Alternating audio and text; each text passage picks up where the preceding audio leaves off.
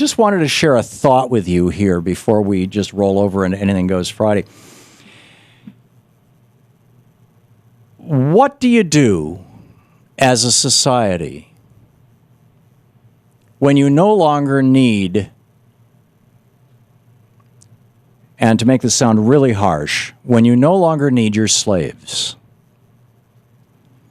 Now, I'm not literally talking about slaves in the term, in like, black African slavery, or for that matter, white indenture, that kind of thing. But I think that there's a big tinge or a big piece of this to that. If your society is organized in such a way that the decisions that are made by legislature and the decisions that are made by business as a consequence of the rules of business established by your legislature, by your government, are to do things in the interest of the general public, to do what's best for the nation and its people, then what you do with your surplus workers is you figure out a way to put them back to work. This is not rocket science. When there is less demand in a society, or when work has been, vanishes for a variety of reasons. Back in 1929, the work vanished because of a crash in the stock market, and a crash in a huge burst bubble in the housing market in 27, 28. The outcome of that was that about a third of American workers were redundant, unnecessary, couldn't find a job. The economy could not put them to work. Capitalism failed them.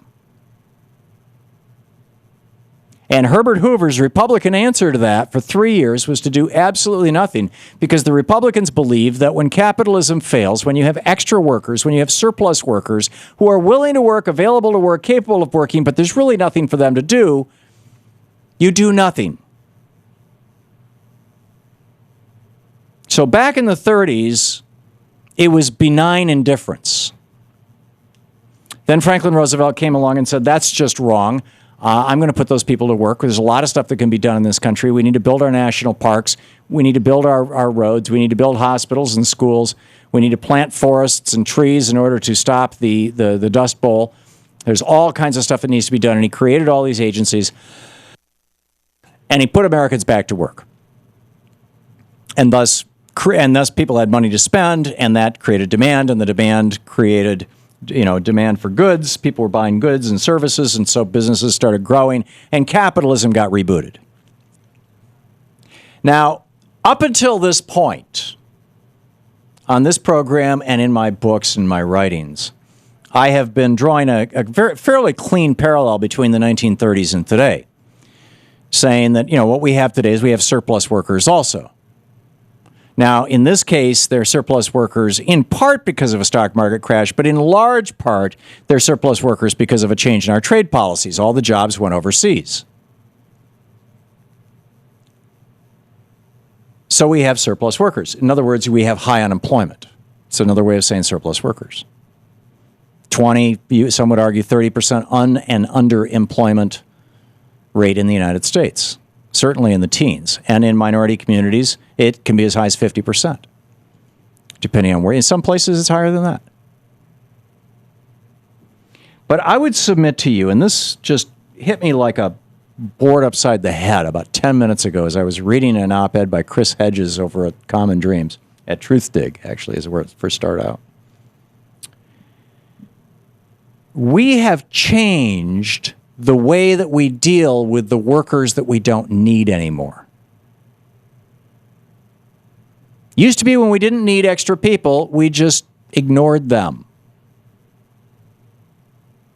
Now, good capitalists have figured out a way to make a profit off them. Follow me on this. What do you do with your slaves when you no longer need their services? What do you do with your workers when you no longer need their services? Historically, what we've done is is Republicans have said, they're poor. The poor will be with you always. Paraphrase Jesus.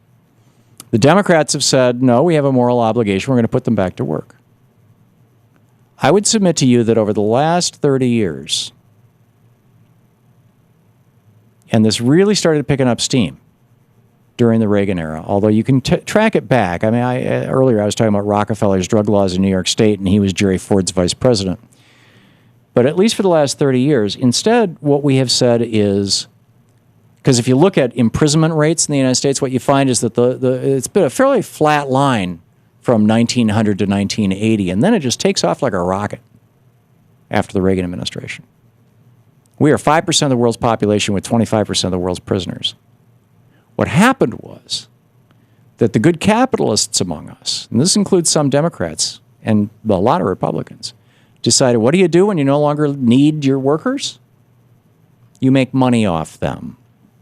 You can make $100,000 a year off somebody if you make them a prisoner and you put them in a for-profit prison and you really damage them badly. They need medical services, they need food, they need housing. You can make the average profit on making somebody a prisoner is probably, or the average revenue source is probably around $50,000, $60,000 a year per person.